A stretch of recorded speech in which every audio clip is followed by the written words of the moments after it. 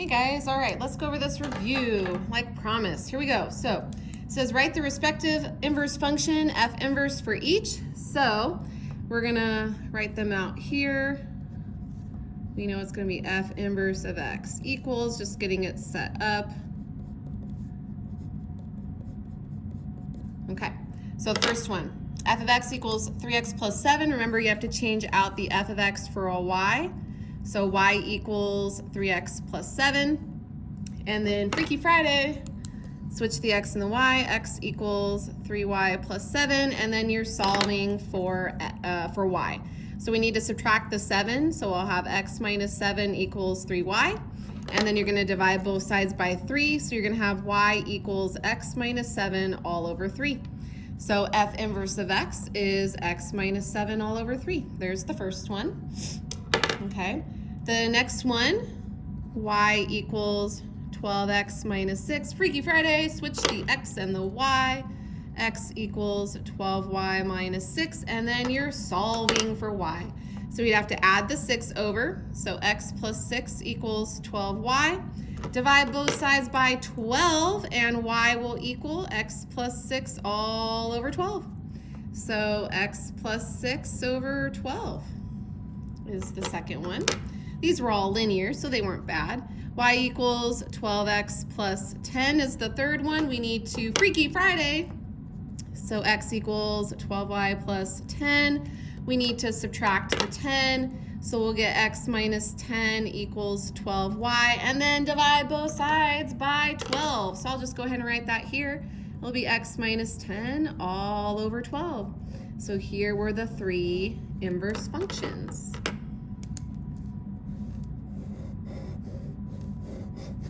All right, that was number one.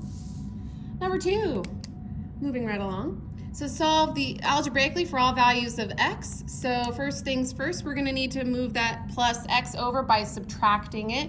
So I'm gonna write it over here to utilize all this space. Got the square root of 11 minus x equals 5 minus x, okay?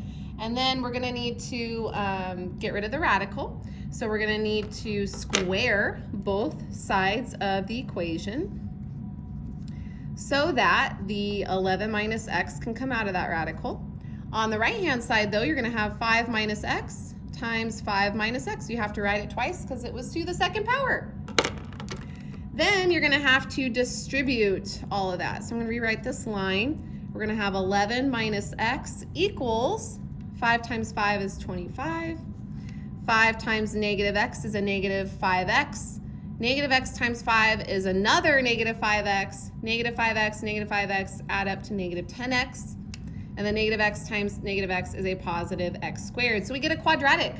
Whenever you get a quadratic, you have to get everything over on one side, equals 0 on the other side. So that means we have to add the x to both sides, and we have to subtract the 11 from both sides. So we're going to get 0 equals, and I'm going to write this in standard form, x squared. Remember, we have to add x. So negative 10x plus x is a negative 9x. And then we have to subtract the 11. 25 minus 11 is 14. So we get this quadratic. We have two options. We can factor to solve, or we can use the quadratic formula to solve. I'm going to factor to solve because it is factorable and it's an easy trinomial. It's going to factor down to two binomial factors with x's in the front. Two numbers that multiply to 14 that add up to negative 9 are a 7 and a 2. The negative will be on both because negative times negative is positive. Negative 7 minus 2 is negative 9. So we're going to get two solutions. The first one is x equals 7. The second one is x equals 2. But one of these is extraneous. If we plug in the 7, 11 minus 7 is 4. The square root of 4 is 2, but 2 plus 7 is not 5. So this is the extraneous solution. If I try the 2, 11 minus 2 is 9. The square root of 9 is 3. 3 plus 2 does equal 5. And that would be the solution. All right, then number 3 says a function is graphed on the coordinate plane below. Write the equation for the function. So if you look at this, it's half of a sideways parabola. This is a square root function. So I know it is f of x equals a square root. All parent functions start at 0, 0. This one moved to right there. And it looks like, because that's between 2 and 4, that must be an x value of 3, and we're at a y value of 2. So it was shifted to the right 3 and up 2. So right 3 means I would have x minus 3 under that radical. Up 2 means I would have plus 2 outside of the radical. And there it is. Number 4, write an equation of a cube root function that is not 1-to-1. Not 1-to-1 means it's got extra junk in the trunk, because as long as we can see transformations of the parent cube root function, it would be 1-to-1. It would pass both the horizontal and vertical line test. But if it's got extra stuff in there, it's going to create extra waves in the graph, and it won't pass the horizontal line test. So I'm going to use f of x equals, it's got to be a cube root function, so cube root of, and I just need to put extra junk in the trunk. So let's put an x squared minus a 3x. Answers are going to vary on this one because you got to create any cube root function that is not 1-to-1. So the sky was the limit on this one. As long as it had extra stuff and you couldn't see a shifting, that's all you needed. Number 5, we're going to add and simplify. So whenever we're adding fractions, we got to get a common denominator. So I need to see what this x squared minus 4 really is, and we know it's an x plus 2 times x minus 2. So that means that the second fraction here is missing a factor of x minus 2. So I need to multiply that top and bottom, because whatever I do to the bottom, I also have to do to the top, okay? And because of the amount of space in here, I'm going to take this over here. So we know that this is going to condense to a single fraction because we've got the common denominator, x plus 2, x minus 2. And we're going to have a 6x minus 2 plus, now I have to multiply out though 2x plus 1 times the x minus 2, because remember we multiplied by x minus 2 to this numerator so that we can get this common denominator. So we're going to need to distribute that out. So let's see, 2x times x is a 2x squared. 2x times negative 2 is a negative 2x. 1 times x is a positive x. And 1 times negative 2 is a minus 2. So we just need to combine like terms here. I'll take it down this way. Okay. So in the denominator, we have x plus 2, x minus 2. In the numerator, we have a 2x squared, if I write this in standard form. 6x minus 2x is 4x. Is that on my, hold on, let me make sure I did that right. 2x squared minus 2x squared. This should be a minus 4x, my bad. I multiplied that wrong. Because 2x times x is a 2x squared, 2x times negative 2 is a negative 4x, a 1x, and then a negative 2. Okay, there we go. So 6x minus 4x is 2x. 2x plus 1x is a 3x. That's what it should be. Plus 3x, and then negative 2 minus 2 is a negative 4. There we go. Now, what you got to do is you got to factor this numerator to see if anything else cancels. But I'm going to save you some time and tell you that if you factor this, it does factor, but nothing's going to cancel. So you don't need to do that for this one. But you do need to check, because what if something did cancel? Then you'll be sad. All right, number 6, given the function, we need to determine the horizontal asymptote. We've been dealing with this. We know that it's a limit in calculus. So when we're looking for the HA, we look at the degrees. The top and the bottom are the same. It's the same degree. So you take the ratio of the leading coefficients, so 1/2. So we have an HA at y equals 0.5. It said to put it in exact decimal form. There is our exact decimal form. Boom shakalaka. All right, part B. Determine the coordinates of the point of discontinuity that is a hole. Write your answer in coordinate form. Okay, so to find the hole, we need to see what cancels. So we need to factor everything. So I've got to factor the numerator, and we've got to factor the denominator. So the x squared minus 4, x plus 2, x minus 2 is what that factors down to. The denominator has got to have a hole in it, which means something has to cancel. So remember how I taught you guys guess and check and limits? We can do that here as well, or product sum. I'm actually going to do guess and check here. We know something should cancel.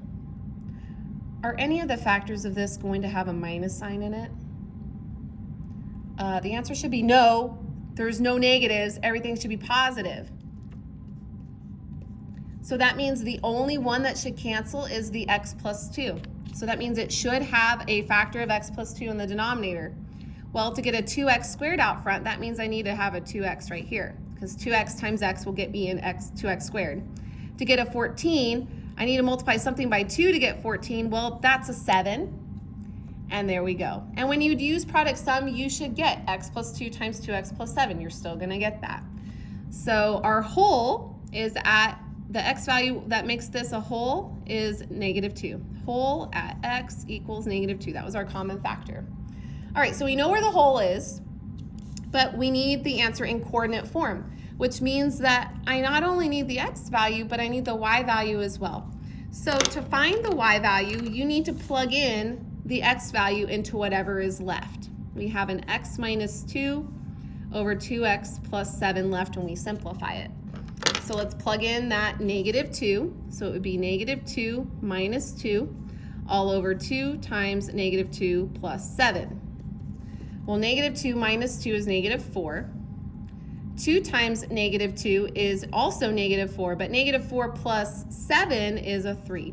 So -4 thirds. So -4 thirds is the y value. You can convert that to decimal. It did not say that you had to for part B, so I'm just gonna leave it.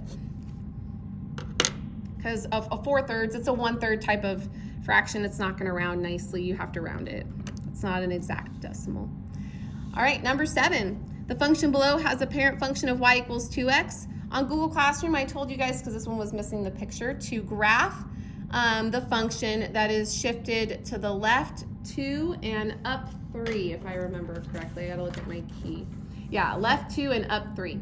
So since it's being shifted left 2 and up 3, I'm gonna go ahead and write the equation first. I'll put f of x, or you could put y, it don't matter, equals 2 over, to show going to the left 2, it would be an x plus 2 in the denominator. To show going up 3, it would be a plus 3 after the fraction. So this is the equation.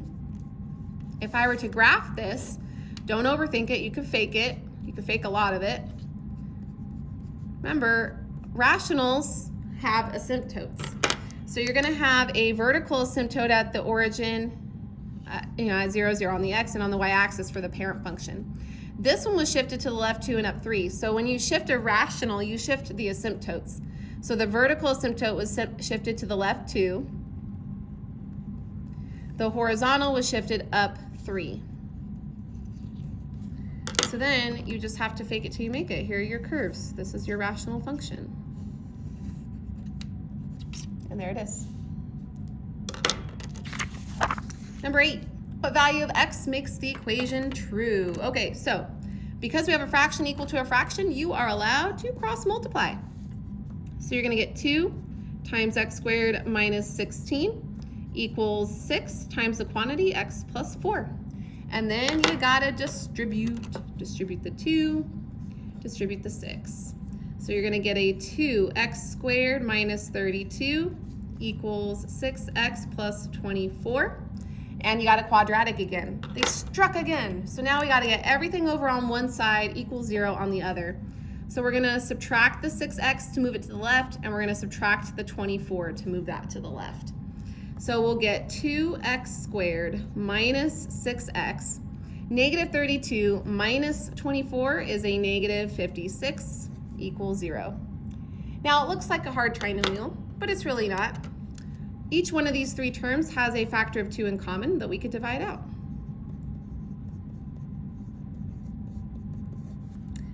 And then we could factor it from there because it is an easy trinomial.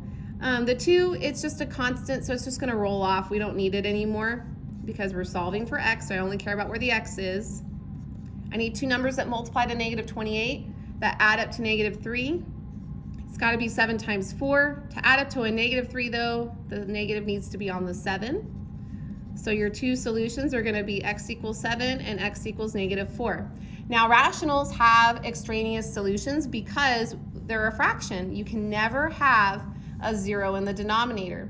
So the value here that makes the denominator 0 is x equals -4, because -4 plus 4 is 0. Can't have 0 in the denominator of a fraction, so that one is extraneous. So x equals 7's got nothing wrong with it. That one is the solution. Okay. All right, number 9 says write the series in summation notation. So you're going to use the sigma.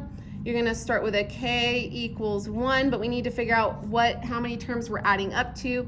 This is the first through however many number terms that we are adding. I see 1, 2, 3, 4, 5 terms here, but there's this ... situation. These numbers are increasing by adding 2. So the next one, 12 plus 2 is 14. 14 plus 2 is 16. 16 plus 2 is 18. And then 18 plus 2 gets us to the 20.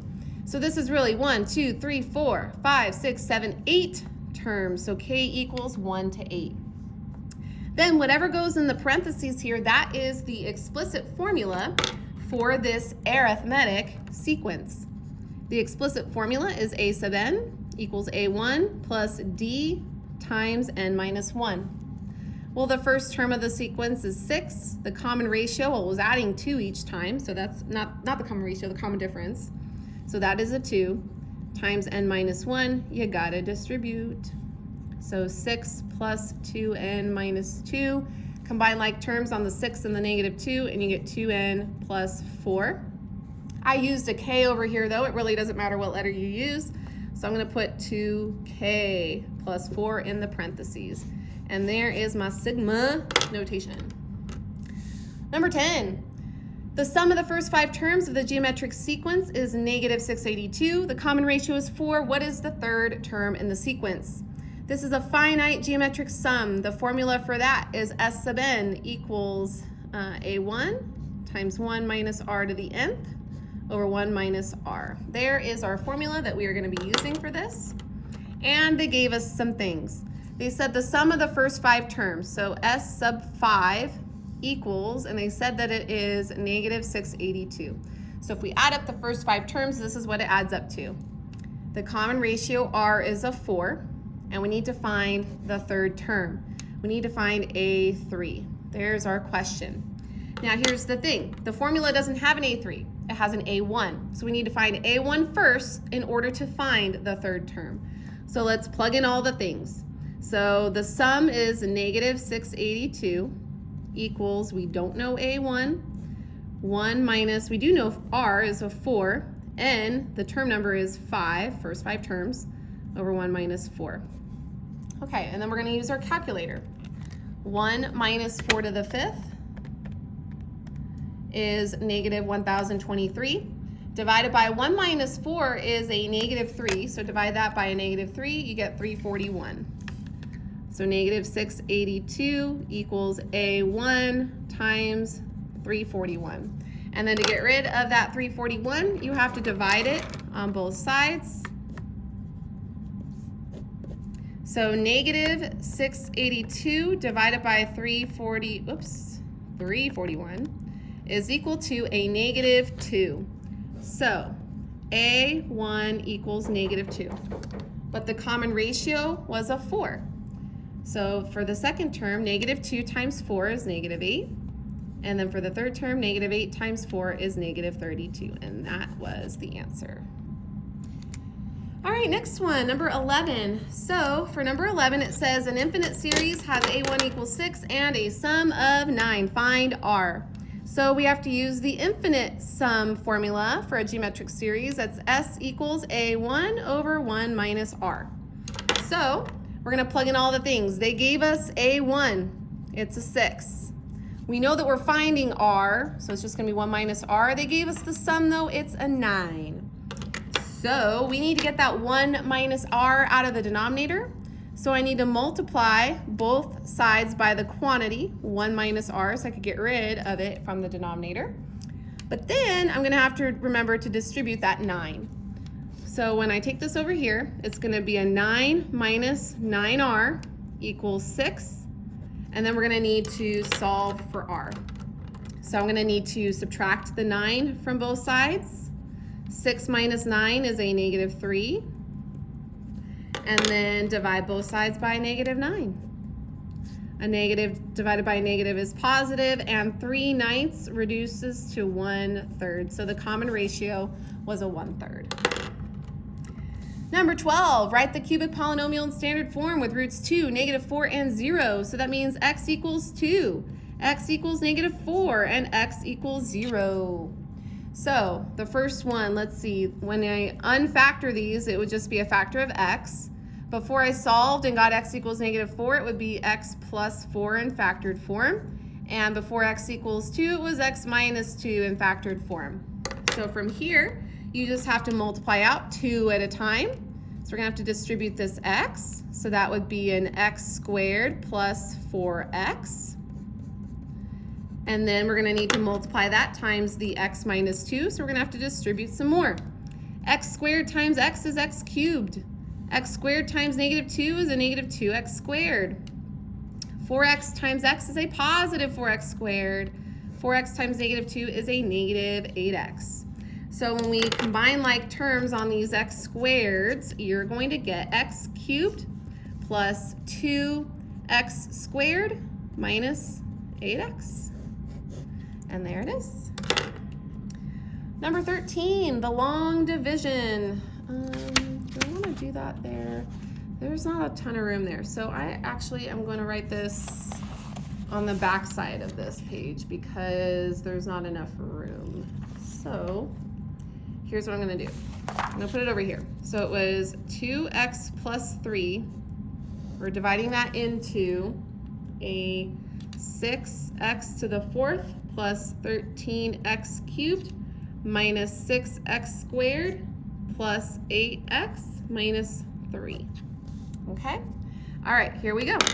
So I need to find something to multiply by 2x to get 6x to the 4th. Well, that would be a 3x cubed. And then you got to distribute. 3x cubed times 2x is 6x to the 4th. 3x cubed times 3 is a 9x cubed. And then we do the sign change. Switch the signs to their opposites. Those cancel like they always do. 13x cubed minus 9x cubed is a 4x cubed. Bring down the next term. And then do it all over again.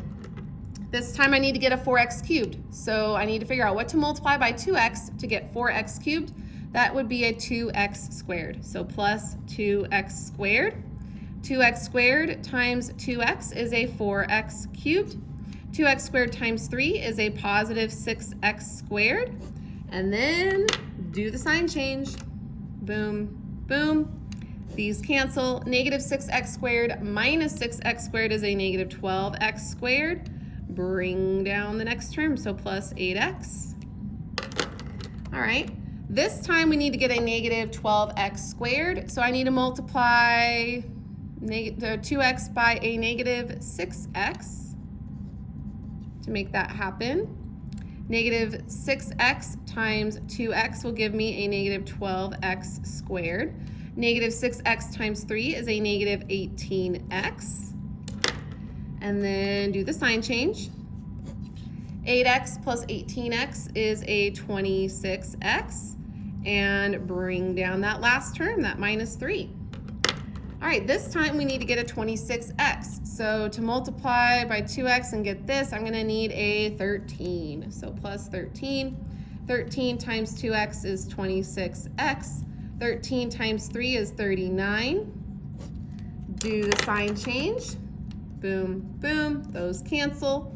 Negative 3 minus 39 is a negative 42. That's my remainder. So we have to tack that on at the end. It's negative, so minus 42 over, the divisor was a 2x plus 3. So it did not divide evenly, but this is the answer. 3x cubed plus 2x squared minus 6x plus 13 minus 42 over 2x plus 3.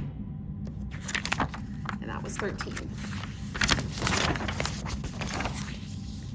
Number 14, find the roots. So we need the P over Q so we could limit or narrow down our list. So whenever we found the possible roots, that's the P over Q's, those are the factors of the constant divided by the factors of the leading coefficient, which is a 1. Well, factors of 2 are plus or minus 1 and 2. Factors of 1 are just plus or minus 1. When I divide by 1, nothing changes. So these are my 4 numbers to try. Plus or minus 1, plus or minus 2. Let's try a 1. So you're going to put it in the box. We're going to use synthetic division. 1, 5, 3, negative 7, negative 2. 4, 3, 2, 1, 0. 4, 3, 2, 1, 0. So I've got everything there. Bring down the 1 and then multiply times the number in the box. Add, 5 plus 1 is 6, and then multiply times the number in the box. Add, 3 plus 6 is 9, 9 times 1 is 9. Negative 7 plus 9 is a 2, 2 times 1 is a 2. And there we go, we got 0. That's what we want. That means x equals 1 is a factor, and now we divided it from an x fourth to a 1x cubed. So now it's a cubic. We're going to use the new coefficients. We don't need the 0 anymore, and we're going to try the next number. So you could try a negative 1, but FYI, it's not going to work. So let's try, and then you would try a 2. But let's try, I believe it's a negative 2, if I remember correctly, using these numbers. Okay, bring down the first one.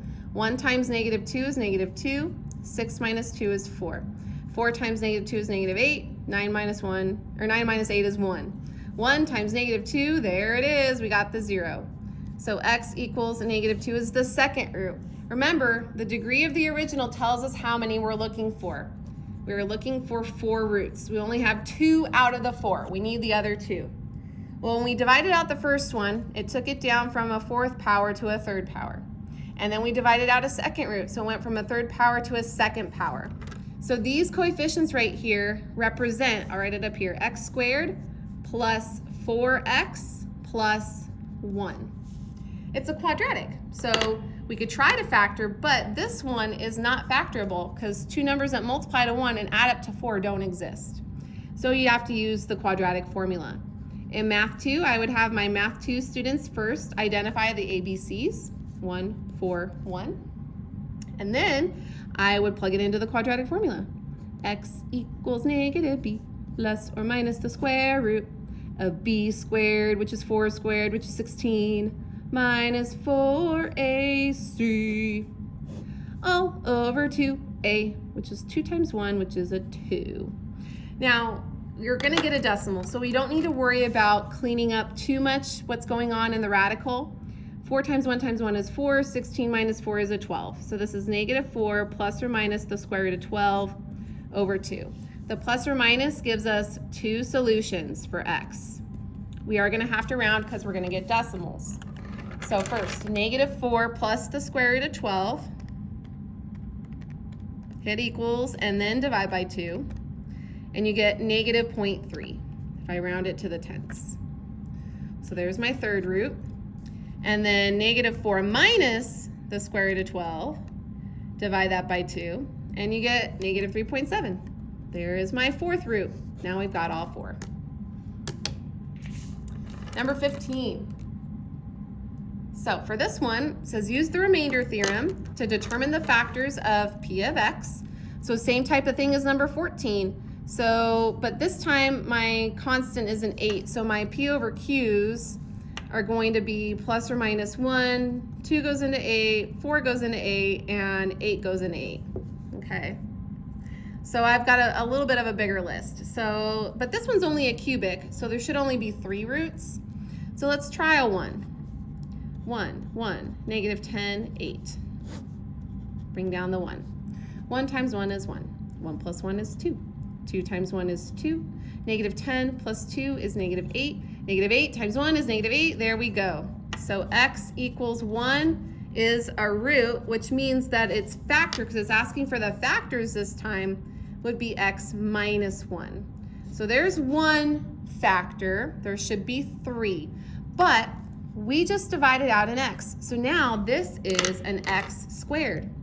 A 1x squared plus 2x minus 8. And this one this time is factorable. And then we'll have all the factors. I need 2 numbers that multiply to negative 8 that add up to 2. Well, it's got to be 4 times 2 because 4 times 2 is 8. But it's got to multiply to a negative. So one of these has to be negative, but it's got to add to a positive 2. So the bigger number needs to be positive. So here are my remaining 2 factors. 1, 2, 3. I got them all. All right. Number 16, describe the characteristics of the function even or odd, increasing or decreasing, and why, the number and kind of roots. So there was a picture that you had to look at on Google Classroom. I'm just gonna draw a quick sketch of it. I won't put any numbers on my graph. I'll just draw this. This is what the function looked like, the funky looking W. Because of the ends both going up, we knew that it was even, because the end behaviors are the same. Because we're going up, it's increasing. And looking at the graph, even the picture online, it crosses through the x-axis twice. So that means that there are two real roots. But this is not a quadratic. It's not a power 2 because it's not a parabola. It's even though, so the next even number up from a 2 would be a 4. So, because remember, the other two that aren't there must be imaginary. So that means it has 2 imaginary roots for a total of 4 roots altogether because it is an even degree.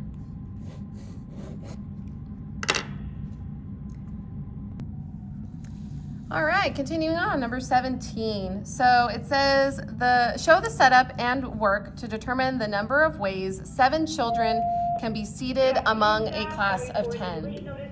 So when we are arranging, sorry about the announcement there.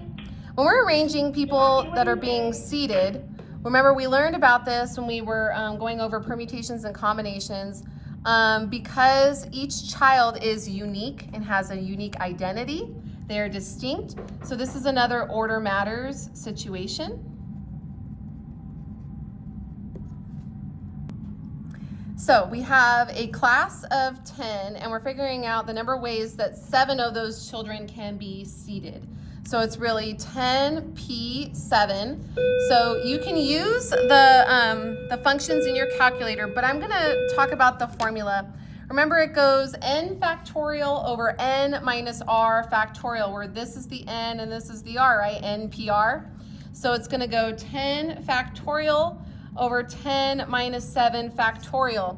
The reason why I'm not using the function in my calculator is because you need to be able to make sure that you can recognize the difference between permutation and combination formula. So yes, just because we know how to use it in our calculator doesn't mean you don't have to know it. You still need to know it. All right, so I'm going to simplify this using it, by hand. So 10 minus 7 is 3, so 3 factorial. So I'm going to go 10, 9, 8, 7, 6, 5, 4, 3 factorial. And then the 3 factorials cancel. And then 10 times 9 times 8 times 7 times 6 times 4. Oops, I forgot the 5 times 5. So it should be 604800. And if you wanted to check it, 10p7 is that same answer. All right, number 18. So it says your ATM pin uses digits from 0 to 9. No digit can be used more than once, so no repeats. What is the probability that a randomly generated pin has all odd digits? Round answer to the thousands place. This is an ATM pin number. So order matters. So it's a permutation again. So we are permutating 5 digits, so we're arranging 5 numbers. From 0 to 9, well, that is 10 numbers. Numbers 1 through 9, that's 9, and then add in 0, that's 10.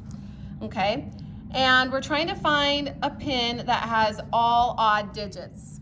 Well, out of the numbers 1 through 9, 0, 1, 2, 3, 4, 5, 6, 7, 8, 9, 5 of those numbers are odd.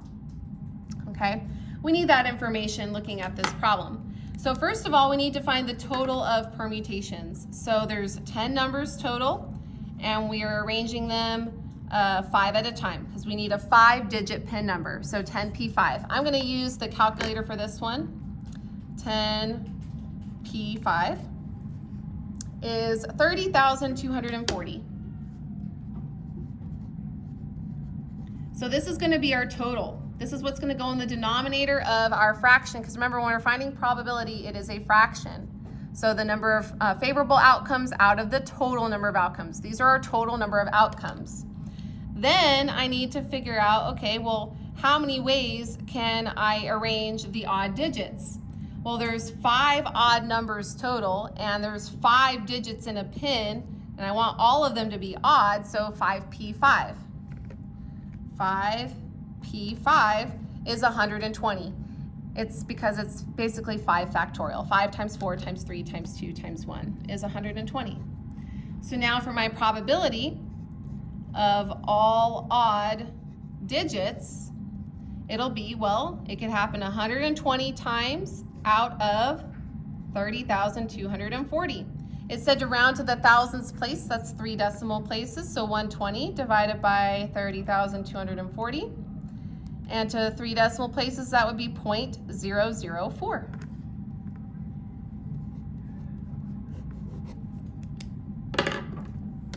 Number 19. In how many ways can a prom committee of 4 people be chosen from a group of 15 people? Well, since we're choosing people on the prom committee and there's no status involved, that means that order doesn't matter. Order doesn't matter. So this is not a permutation, it is a combination. So there are 15 people in the group and we're choosing 4 of them.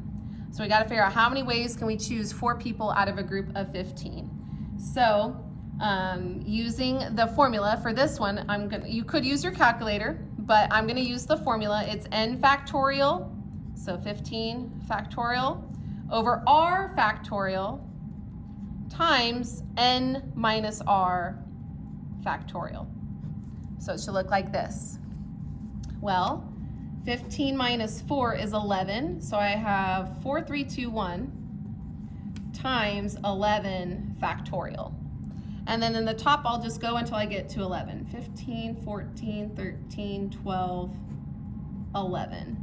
And then I can cancel out those 11 factorials. And then 4 times 3 is 12, so I can cancel out the 4 and the 3 with the 12. And 2 goes into 14 7 times. So all I have to multiply together is 15 times 7 times 13 equals 1365. So this is how many ways that 4 people out of the 15 can be chosen. Now, if you wanted to double check your answer, you can go, it was 15, put NCR 4, and you should get the same thing. Number 20. So it says, Mr. Robinson has a jar of jelly beans, 6 blueberry, 3 licorice, 2 cherry, and 2 tropical berry.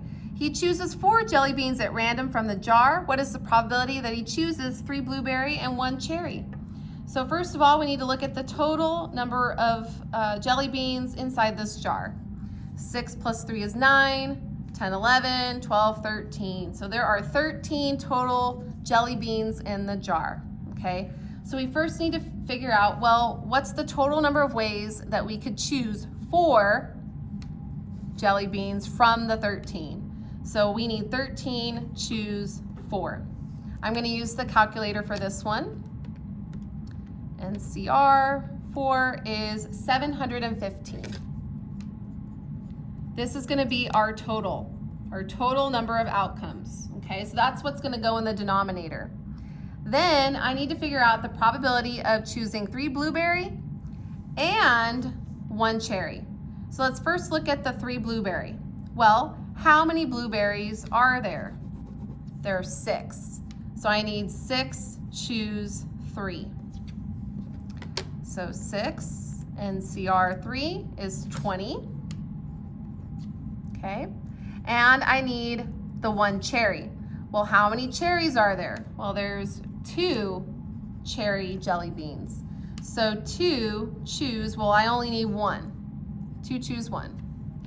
Well, 2 choose 1, I believe is just 2, and it is.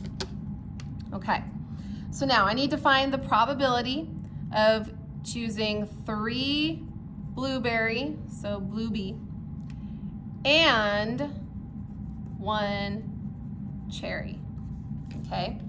And in probability land means to multiply. So remember, the denominator is out of the total, 715. The numerator, it needs to be blueberry and cherry, so I gotta multiply the blueberry and cherry, and that's 20 times 2. Well, 20 times 2 is 40, So this is 40 out of 715. It did not tell us how to round it, so I'm gonna go ahead and round it because I don't want to reduce it. So 40 divided by 715. Let's go to the nearest hundredth, so 0.06. There we go. Number 21. To estimate the number of cars American households own, a college professor asked a random sample of his peers at UNYC, the University of New York City, in New York City, how many cars does your household own? The mean response was 0.5 cars. So once they averaged it, they were basically saying that each household has half a car. Now we know that that's not true because they got an odd number. That's why we have this decimal. But that means that most people have less than one car. That means not many people have one car. Okay? But remember what we're talking about. We're talking about New York City. Don't they walk mostly in New York City because it's like one of the busiest cities of the world? Like, you're going to be walking from place to place because that's going to be the quickest mode of transportation. Describe if you think this professor's sample is representative of all American households. Does New York City represent all of America? Is New York City like everywhere else in America? No, it's not. So, like I think about my household, we've got 3 cars. That's way higher than 0.5 of a car. So the mean should be higher. Most people have 2 or more cars, especially in California. You usually have 2 parents that work. The mean should be higher, period. Less people drive their own cars in NYC, New York City.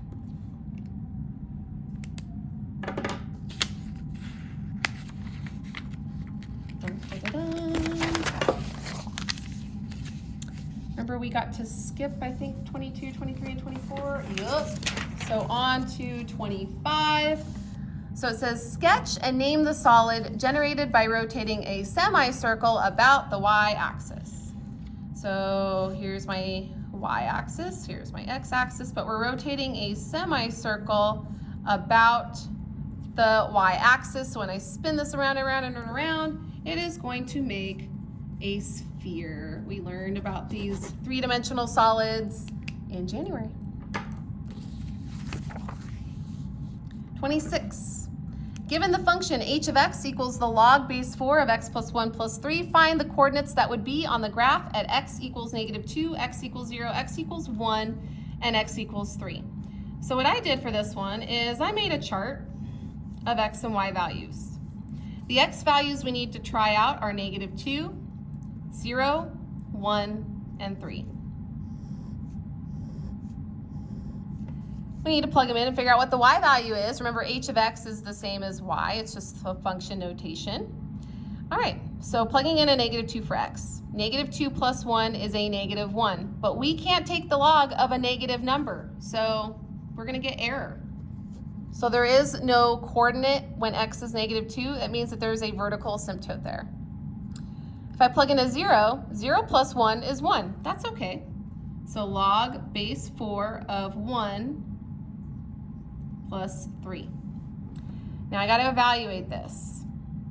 So I need to figure out how can I get a double base? Because remember, it was all about the base. We need to get a double base. So 4 to what power equals 1?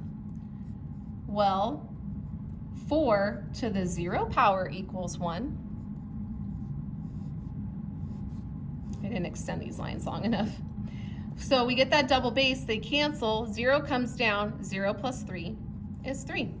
So this coordinate is x is 0, y is 3. So there's one coordinate on the graph. Plug in a 1. 1 plus 1 is 2, so log base 4 of 2. Now I can't write a 2 with a base 4. 4 to whatever number is not going to equal a 2. So what I got to do is use my calculator. Oh, I forgot the plus 3. So we had a change of base formula that we used so that we could type something like this into our calculator. You take the log of the input number, so log of 2, and divide that by log of the base number, log of 4. Remember, the base is always in the bottom, base in the bottom, and then plus 3.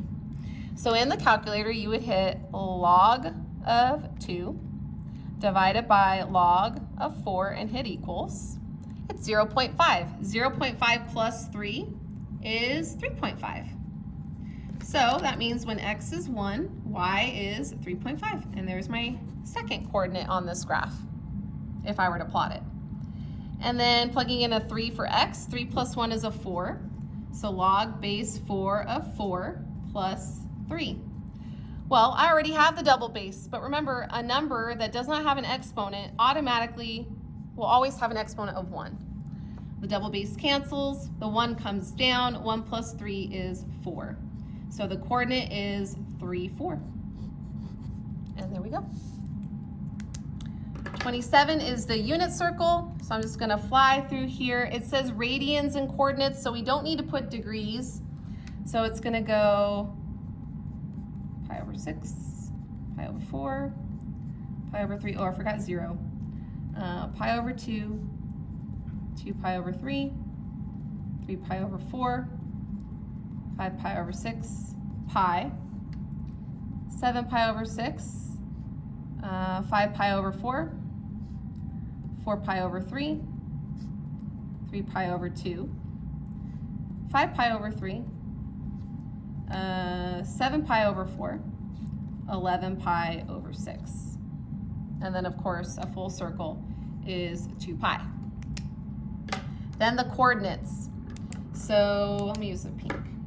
So obviously at this point, this would be 1, 0. Square root of 3 over 2, 1/2. Square root of 2 over 2, square root of 2 over 2, 1/2. Square root of 3 over 2, 0, 1. Negative 1/2, square root of 3 over 2. Negative square root of 2 over 2, square root of 2 over 2. Negative square root of 3 over 2, 1/2.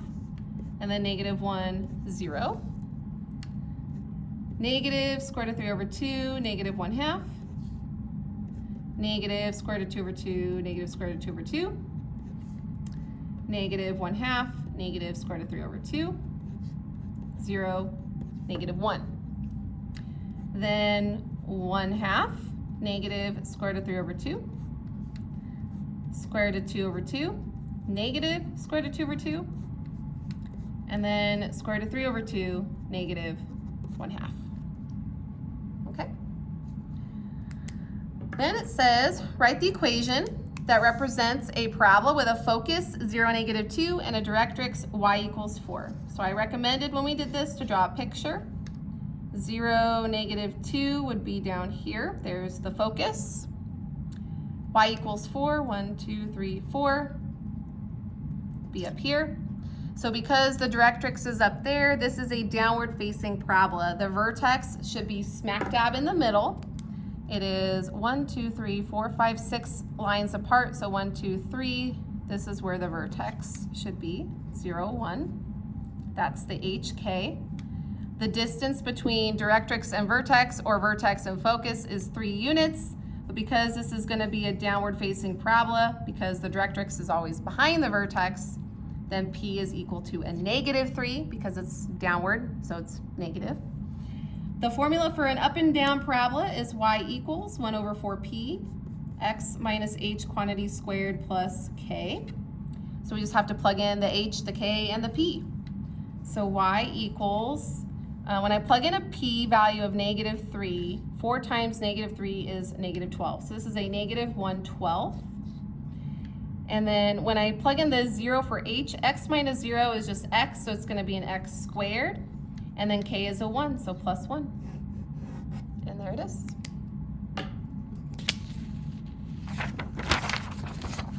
Last page, last page. Number 29, change each to exponential form and decide whether the solution is x equals 3 or x equals 4. So we had a roundabout. it's always all about the base.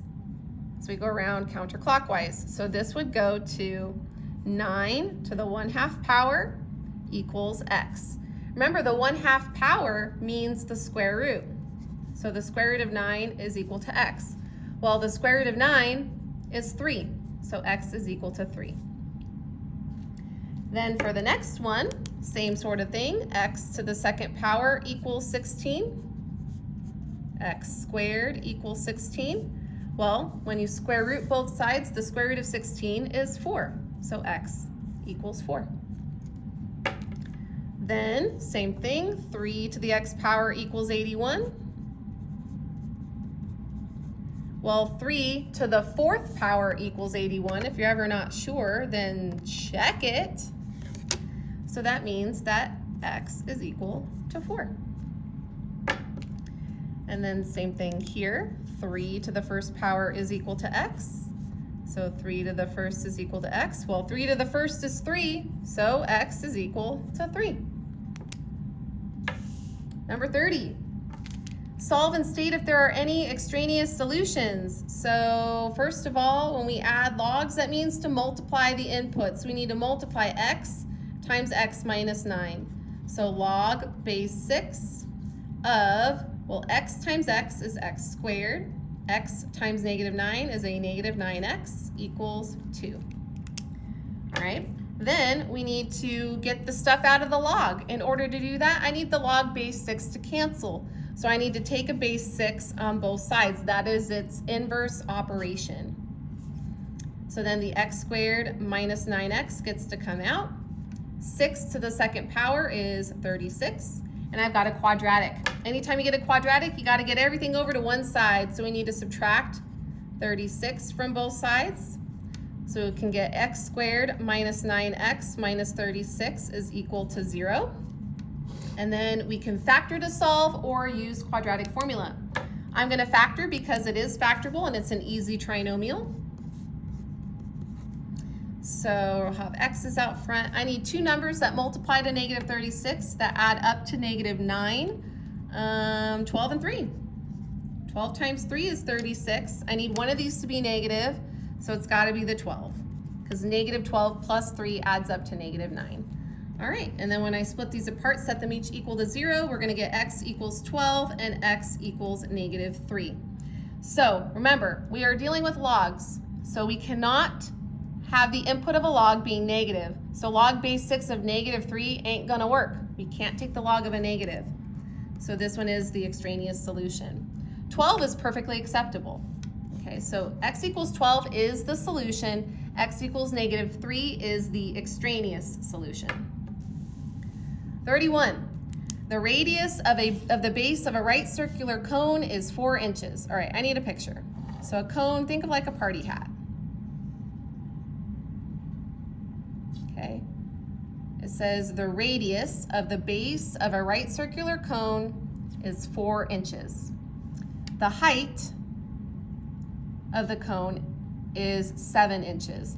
Now, because it says it's a, a right circular cone, that means that this vertical height is perpendicular to the base of the cone.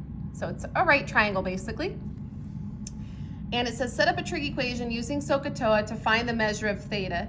Now they don't tell us if theta is this bottom angle or this angle, so I'm assuming it's this one because we're talking about the base of a cone, right?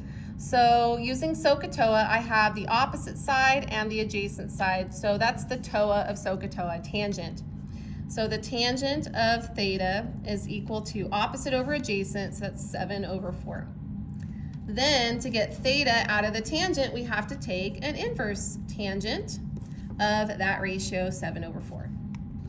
Make sure you're in degree mode because we're dealing with degrees. So second tangent of 7/4 is equal to approximately 60.3 degrees.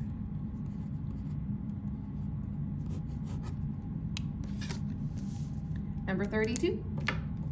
Miles pushes his Tonka truck that has a wheel diameter of 4 inches. So we've got a wheel, need a center of that wheel.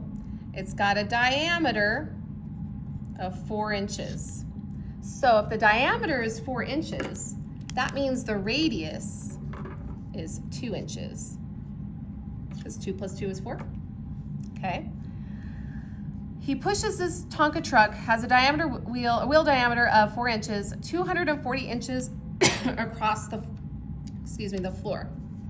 That's arc length, 240 inches. So we're dealing with S is equal to theta times R. It says, what is the angle in radians that the wheels turned in rolling their distance, or rolling that distance? So we know that the arc length is 240 because that's how far it rolled. We don't know theta, that's what they want us to find, and we know that the radius is 2 inches. So I just have to get rid of the 2, so divide both sides by 2. Half of 240 is 120. So theta is 120 radians. And that's it, you guys.